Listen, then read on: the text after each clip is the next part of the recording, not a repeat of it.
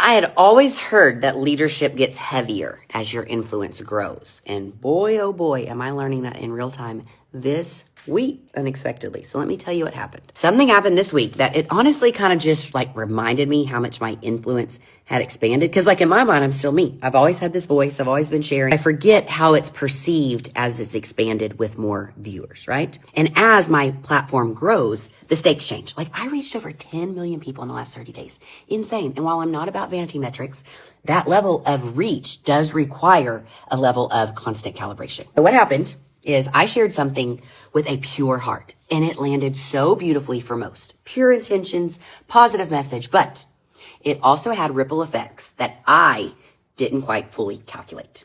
And leadership in that moment is not about being right or defensive or where I'm meant to come from. It's about taking responsibility for the ripple that happened. So what did I do? I had a healthy conversation with my husband about it, not being defensive of myself, because one thing about me is I want to be the most aware, the most healed, the most refined version of myself that I can be.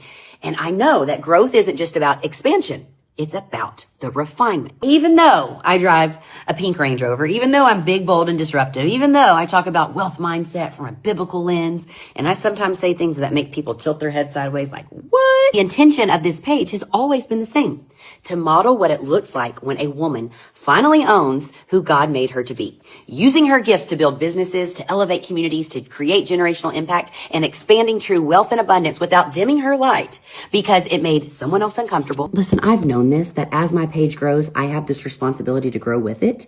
And that is why messaging is not just a one-time decision. It is an ongoing investment, especially for me. Same week that all this stuff happened, I was invited into a private Bible study with women who lead very, very differently than me. Me? Well, you know me. Them? Steady, gentle, quiet strength, wiser, older. And you know what this did? It reminded me that boldness and humility are not meant to be opposites. Like they actually get to coexist. Honestly, as I started looking at this from like my client lens, it's the same thing that they navigate as they scale. Because when the room gets bigger, precision has to increase because more visibility, more scrutiny, more responsibility. I don't believe in scaling income without scaling impact. Impact requires refinement. But you have to be courageous enough to take the messy action and to mess up.